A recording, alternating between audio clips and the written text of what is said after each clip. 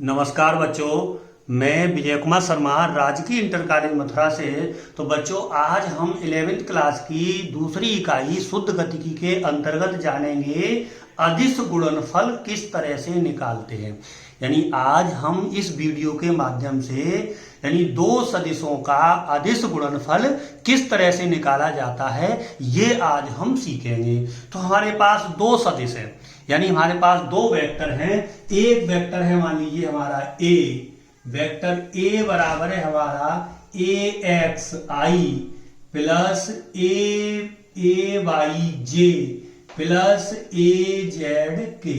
ये हमारा एक सदिश है, यानी एक वेक्टर है। और दूसरा वेक्टर बी यानी बी सदिश है हमारा, मान लीजिए बी एक्स आई प्लस बी वाई जे प्लस बी जेड के। तो ये हमारे पास दो सदिश दिए हुए हैं। तो इन दोनों सदिशों का हम डॉट प्रोडक्ट निकालना चाहते हैं, यानी स्केलर प्रोडक्ट निकालना चाहते हैं। तो हमें निकालेंगे ए डॉट बी। तो देखो, तो ए डॉट बी यानी दोनों का हम क्या करेंगे, डॉट प्रोडक्ट करेंगे। तो मैं लिख देता हूं ए की वैल्यू और बी की वैल्यू, बीच में डॉट। तो देखिए ए लिख दिया मैंने, ए x I plus A Y J plus A Z के। ये हमारा पहला सदिश हो गया, यानी पहला वेक्टर हो गया। डॉट दूसरा है हमारा, देखिए बी एक्स आई प्लस बी वाई जे प्लस बी जेड के। ये दोनों सदिश हमारे हमने लिख दिए। इनका क्या करना है, पहला सदिश डॉट दूसरा सदिश। अब हम क्या करेंगे, एक एक टर्म का हम गुणा करेंगे। पहले सदिश का जो पहला टर्म है ए एक्स आई, इसका हम तीनों पदों के साथ यानी तीनों टर्म के साथ डॉट प्रोडक्ट निकालेंगे।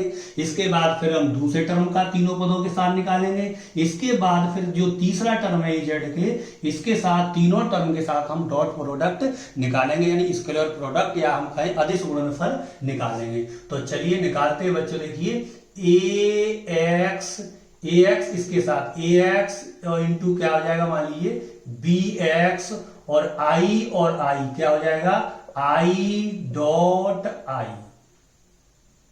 प्लस इस टर्म से हो गया। अब इस टर्म का इस टर्म से करें तो क्या मिलेगा, देखो A X into V Y और जो हो जाएगा I dot J plus A X B Z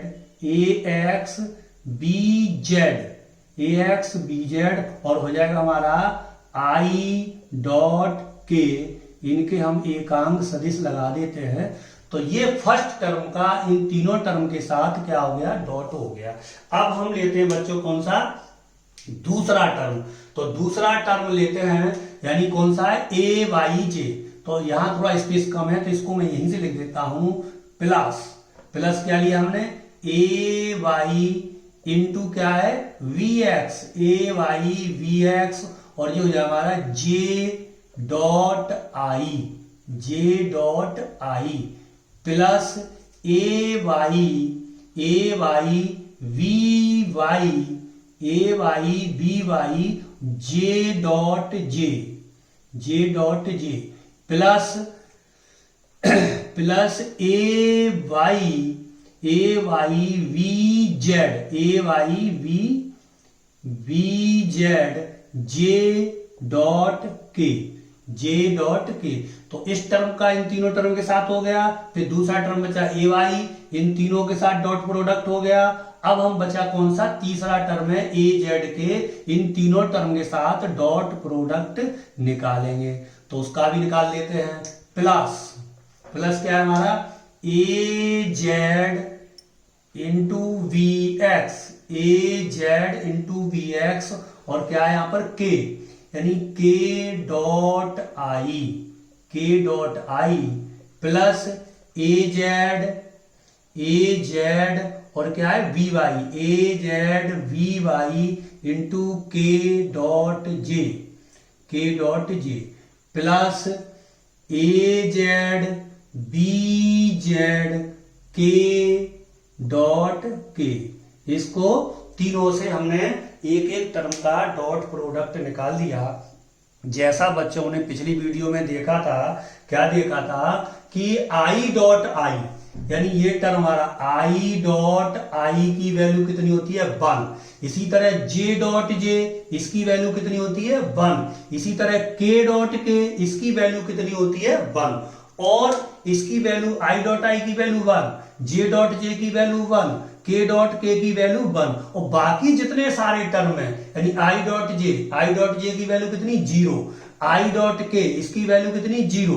इसी तरह जे डॉट आई की वैल्यू 0।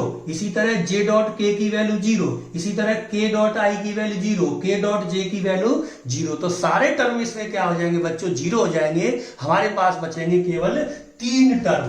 3 टर्म कौन से? एक ये term I dot I, J dot जे और के डॉट के। बाकी सारे टर्म क्या हो जाएंगे 0। तो क्या मिलेगा हमें? ये आई डॉट आई 1 और जे डॉट जे 1 और के डॉट के 1। तो क्या मिल जाएगा? ए एक्स बी एक्स। तो इसको लिख देता हूं ए एक्स इंटू क्या मिल जाएगा B X plus A Y into क्या मिल जाएगा V Y plus A Z into मिल जाएगा बी जेड। तो इस तरह से हमें जो मिला ए डॉट बी, यानी दो सदिशों का डॉट प्रोडक्ट क्या मिलेगा? ए X B X plus A Y B Y plus A Z B Z. यानी दो सदिशों का जो अदिश गुणनफल होता है वो संगत, यानी संगत घटकों के गुणनफल के योग, संगत घटकों के यानी A X B X, A Y B Y B Y, तो इनका जो गुणनफल के योग के बराबर होता है। एक्स वाई जेड अक्ष के जो संगत घटक हैं उनके गुणनफल के योग के बराबर दो सदिशों का अदिश गुणनफल प्राप्त होता है। आइए हम इससे संबंधित एक न्यूमेरिकल और कर लेते हैं, इसको नोट कर लीजिए। देखिए बच्चों, यहां पर क्या है, एक न्यूमेरिकल हमें करना है। किसी गण पर आरोपित बल यानी एफ दिया हुआ है 3i + 4j - 5k न्यूटन, और विस्थापन दिया है एस बराबर 5i 4j + 3k मीटर उत्पन्न करता है। तो हमें बल द्वारा किया गया कार्य और एफ और एस के बीच कोण ज्ञात करना है। तो इन्हें मैं नोट कर लेता हूं पहले। यानी बल एफ बराबर हमें दिया है कितना, फोर्स जो दिया है 3i + 4j + 4j - 5k। तो ये दिया है हमें बल, यानी ये इतना क्या है न्यूटन। और विस्थापन s दिया है हमें कितना 5i + 4j +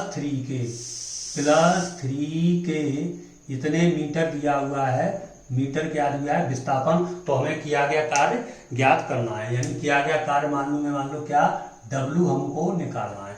तो ये हमारा एक सदिश हो गया A और दूसरा सदिश हो गया मान लीजिए B। तो पहले हमें किया गया कार्य W बराबर क्या होता है, जैसा हम जानते हैं W बराबर होता है हमारा W बराबर F डॉट S, यानी F डॉट S, यानी F और S का डॉट प्रोडक्ट। तो हम अब यहां वेक्टर ए, इसको मान लें, हम कह दूं मान लीजिए वेक्टर ए, और ये मान लो हो गया वेक्टर वी। तो ए डॉट वी जो हमने फॉर्मूला निकाला था वो क्या था, ए डॉट वी, यानी ए डॉट वी।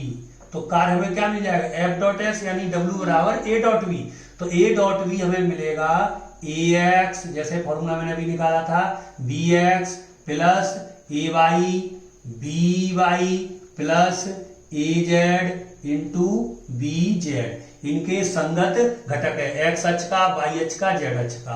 तो यहां पर वैल्यू देखो ए एक्स कितना है 3, A x 3 into B x कितना है 5 प्लस ए वाई कितना है 4 इंटू बी वाई कितना है 4 और plus A Z B Z, A Z कितना है मान लीजिए -5 इंटू वी जेड कितना है 3। तो इनका हम गुणा कर देंगे।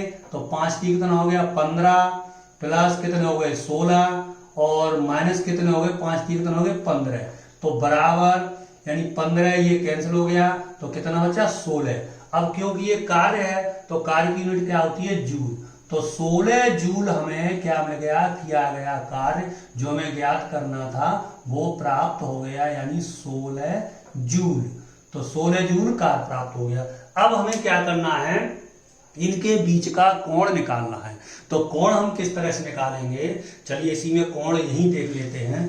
तो कोण जैसा आप जानते हैं, यानी ए डॉट बी बराबर क्या होता है हमारा, ए बी कॉस थीटा। तो यहां से अगर हम निकालें बच्चों तो कॉस थीटा बराबर क्या हो जाएगा, यानी ए डॉट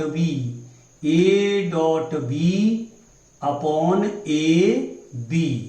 तो कॉस थीटा बराबर देखो ए डॉट बी, तो ए डॉट बी की वैल्यू हमें कितनी आ गई 16, तो ए डॉट बी की जगह मैं कितना लगा दूंगा 16।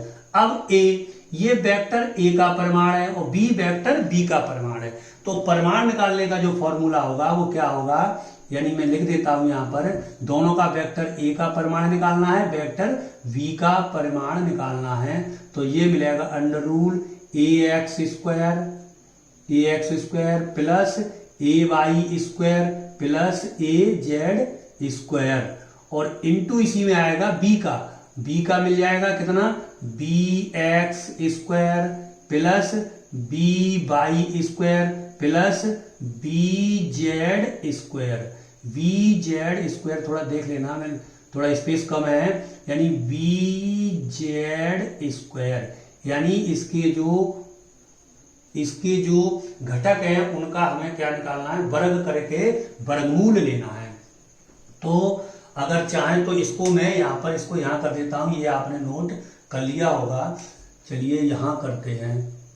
तो कॉस थीटा बराबर कितना है, ये 16 और 16, अब देखिए 16 कॉस थीटा बराबर, ये तो 16 आ गया, ए डॉट बी की value A X square B Y square Z, तो ये हो जाएगा अंडर रूल, देखो अंडर रूल 3, ए एक्स कितना है 3, तो इसका स्क्वायर कितना हो गया 9, प्लस 4 का स्क्वायर कितना हो गया 16, प्लस 5 का स्क्वायर माइनस 5 का स्क्वायर करेंगे तो कितना हो गया 25। इसी में आगे स्पेस नहीं है तो मैं कर देता हूं इनटू, कितना हो जाएगा इसका, ये 5 का स्क्वायर कितना हो गया 25, प्लस 4 का स्क्वायर कितना हो गया 16, प्लस 3 का स्क्वायर कितना हो गया 9, तो ये मिल जाएगा बच्चों, देखो कॉस थीटा बराबर कितना हो गया 16, और 16 9 25 कितना हो गया 50, तो ये मिल जाएगा वर्गमूल 50, और ये भी हो जाएगा वर्गमूल 50 इंटू 16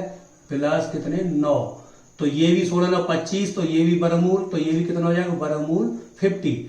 तो कॉस थीटा बराबर, यानी कॉस थीटा बराबर कितना हो गया 16 और वर्गमूल 50 कितना हो गया 50।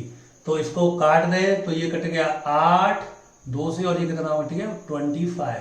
तो थीटा बराबर, अब थीटा बराबर कितना आ जाएगा, थीटा बराबर हो जाएगा कॉस इनवर्स 8/25। तो इस तरह से हमें दोनों के बीच का कोण प्राप्त हो गया, इसको आप नोट कर लीजिए। तो आज हमने जाना कि दो सदिशों का यानी डॉट प्रोडक्ट किस तरह से निकालते हैं और उसका एक न्यूमेरिकल। धन्यवाद।